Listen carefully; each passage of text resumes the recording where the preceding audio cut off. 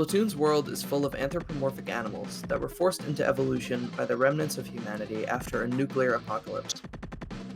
It's pretty dark, right? That being said, isn't it weird that salmonids are the only animals in the Splatoon world that have been mutated by said radiation and pollution? Right, forgot to introduce myself.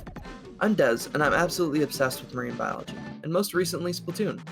As I've been playing it more and more, and watching a lot of very cool videos on it, I've started making some threads on Twitter about the biology of the game and certain aspects of it I think could be interesting given more development. That being said, the main things that interest me the most are the enemies of Splatoon's side gig, Salmon Run. For those who don't know, Salmon Run is a game mode where you take up the role of an employee for Grizzco Inc., a company run by a giant talking bear made of ink. Yeah, this game gets weird. In Salmon Run, you fight off hordes of salmonid on their home turf in order to obtain their eggs, which are rich power sources, presumably because of their radioactivity and possible use as a source of nuclear power, though that is unconfirmed. You obtain golden eggs, which are the richest power source, in order to win rounds of Salmon Run and move forward. You obtain them from boss salmonids, which are more powerful salmonids that utilize unique weapons to attack you. So what makes them so interesting? Well, it's not often in games that you have a group of antagonists like this, that are really well done, but they don't have a character to themselves. I'm personally very partial to their goofy designs and interesting behaviors. So in this video, I'll be doing a little deep dive into all parts of salmonid lore. It's very important to remember that salmonids are not animals, and are in fact a species of human-like sapient salmon that just don't fit into Inkling society. It's also true that salmonids happen to be very underexplored when it comes to the lore of the game. A lot is talked about their culture, but not a lot is talked about their biology. So this is a lot of speculation, though most of this is fact. So let's get on to the salmonids. The first group is the basic lesser salmonids, and this group is made up of small fries, chums, cohocks, chinooks, snatchers, and mudmouths. These are salmonids that display no special properties and retain the lower positions in the salmonid hierarchy. They utilize weaponry including pans, spoons, and skillets. This is due to the crux of salmonid culture, which we'll get back to later. Salmonids in this group are either not fully grown or didn't grow up in a harsh enough environment with enough training in order to become boss salmonids.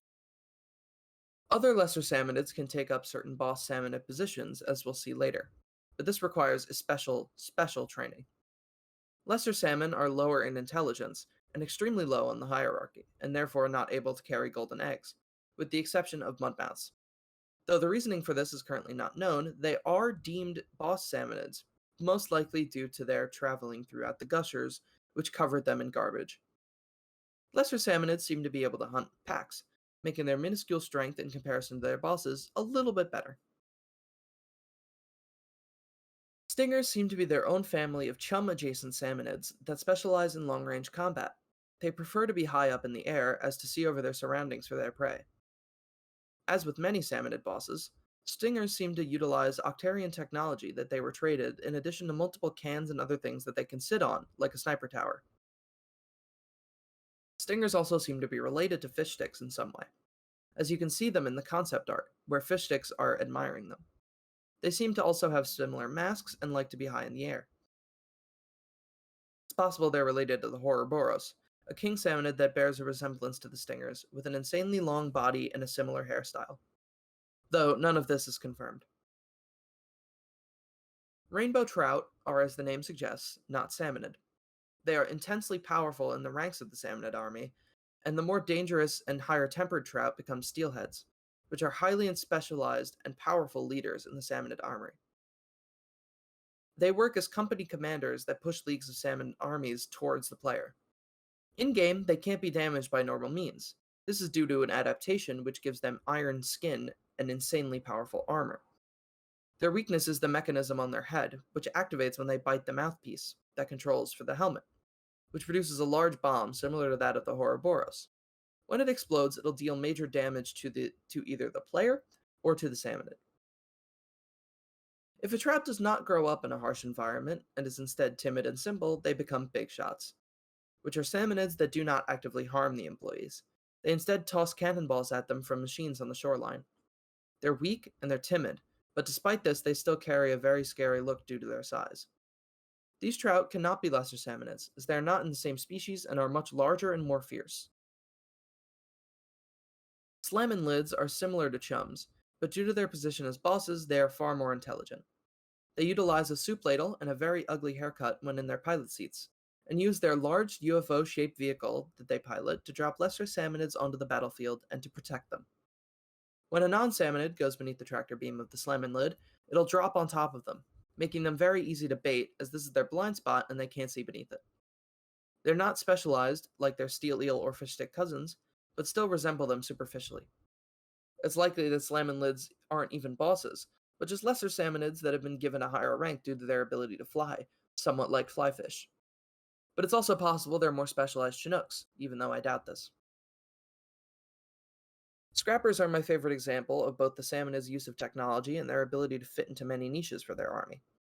Since salmonids are both a species and an army, their concept of a niche is different from an animal's and more similar to that of an aspect of an army.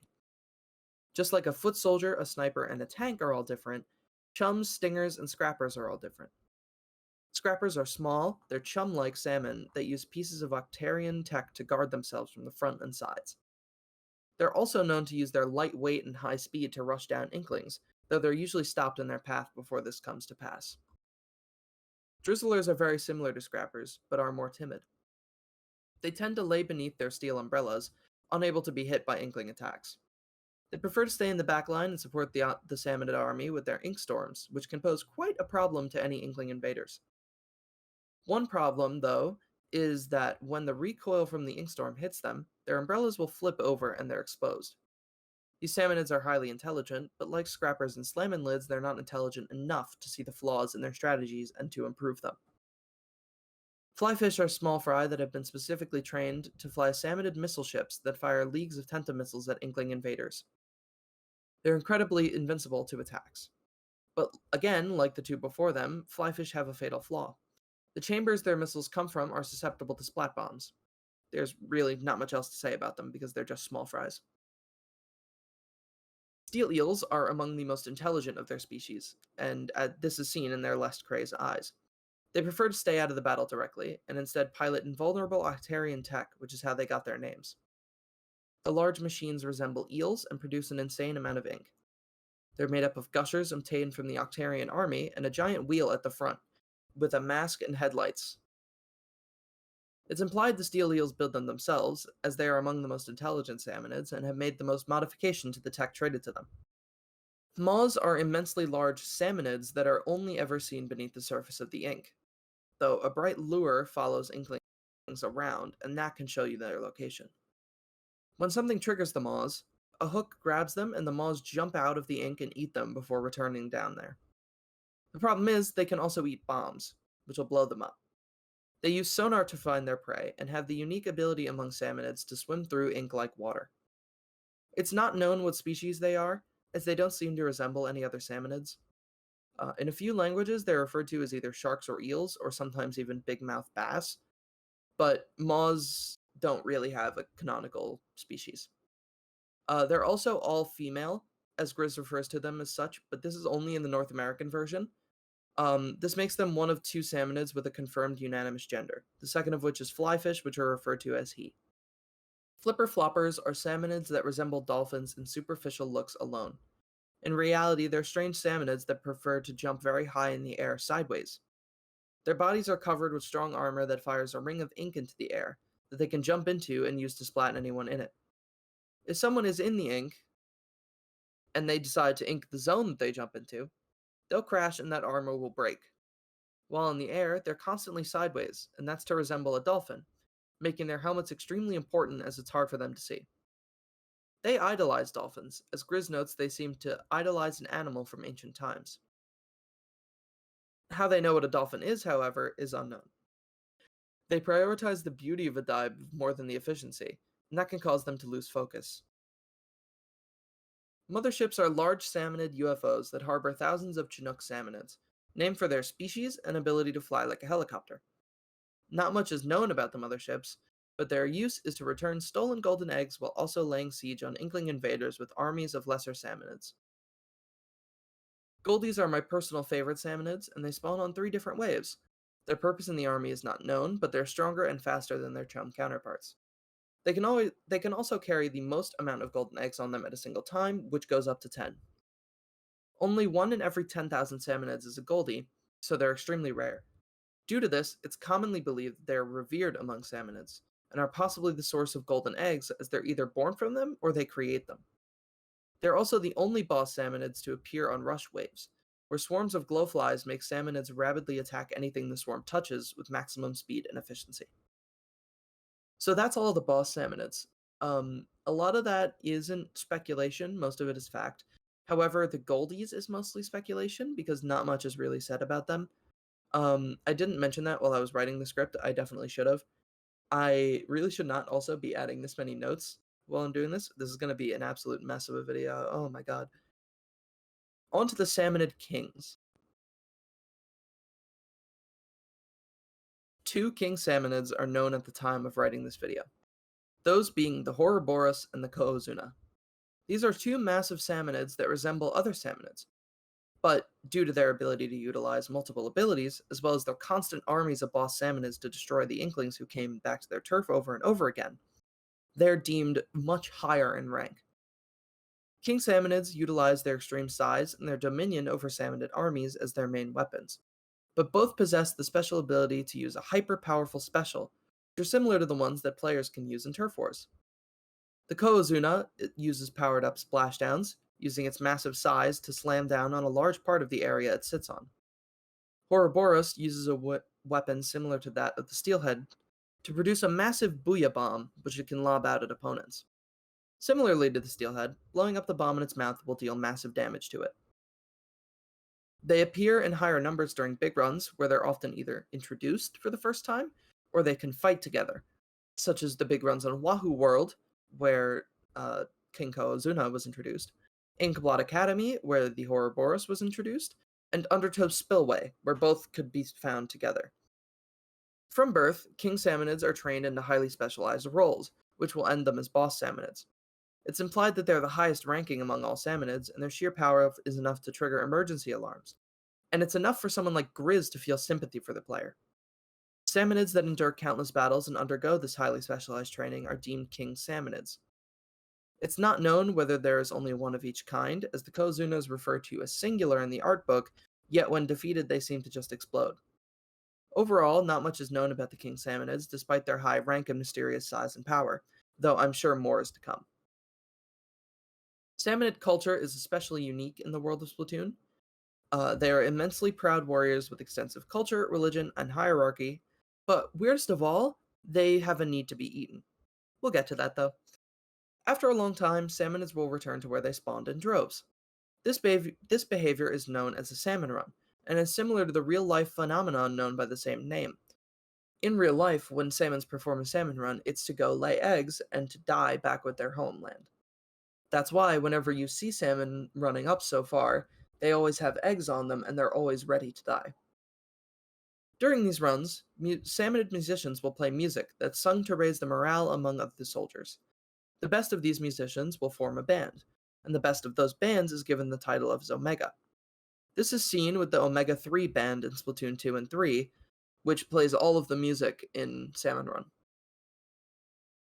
Salmonids will use a lot of cooking utensils such as spoons, pans, skillets, and grills as weapons during battle. These are an important part of salmonid culture and are kept in tip-top shape as to keep the honor of their clan alive. But they do serve another purpose. Salmonids use weapons like this to make themselves appear tasty. See, salmonids believe in a cycle of life that applies to all creatures, and they see the epitome of this to be death from another animal eating them. Due to this, they're unafraid of eating or being eaten and feel no remorse for it, because life is all a part of the great eat or be eaten cycle. The absolute peak of life for a salmonid is becoming part of the gorilla, which is a machine and soon to be mass grave of 5 high-ranking salmonids, which are cooked as an honorable end to their lives. Due to their wild culture and very extreme beliefs, it's been said that salmonids will never fully integrate with society. In the very rare cases that small fry end up away from their school, there's a chance that they might have a chance encounter with another animal. This is what happened in Splatoon 3 Return of the Mammalians, where our companion, the little buddy, Small Fry, separated from his school and was found by our Inkling, who then helped him. Speaking of that small fry, when he's exposed to the Calamari Incantation 3 mix, he transforms into something known as the Huge Fry. Honestly, I have no idea what happened there. They describe it as something like the Spirit Bomb from Dragon Ball Z, and since that's all we have to go on, I'll just leave it at that. And there you have it! Any and all info I could find of the Salmonids as of Splatoon 3. The info in this video comes from a variety of sources, including the game itself, the Nintendo Twitter, Instagram, and other sources. I also got some from the Inkopedia wiki, and a few art book translations from the YouTuber and Twitter user Rassicus, who's a massive saving grace for anyone looking to look into the lore. I really highly recommend their channel if you want to learn more, as there's no way that I could have possibly captured everything. As far as I know, this is almost all of the lore that we have for Salmonids, but there is definitely a little bit more to be covered. There is definitely more lore to be covered, and I highly recommend that you watch their videos because they have a lot of very important information that's just very, very good. And with that, that's it. Thank you all for watching, and I'll be back soon with some more lore videos about Splatoon. I am currently working on one about Inklings, though I don't really have an ETA on when that will be released as it's a collaboration. Um, and I'm very excited to share that with everyone.